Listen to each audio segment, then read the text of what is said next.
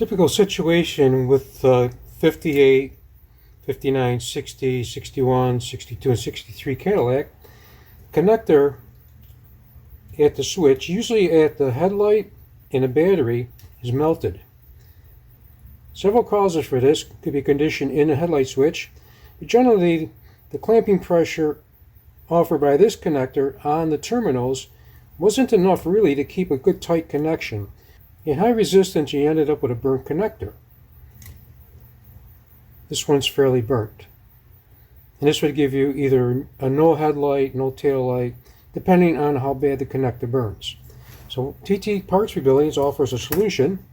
We have a connector that has increased clamping forces on the terminals. We're using a solid brass terminal, and we increase the wire diameter,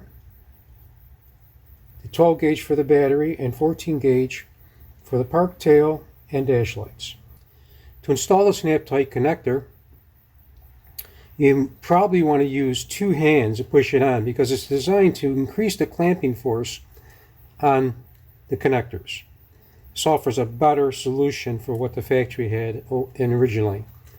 Again, solid brass terminals, increased wire diameter.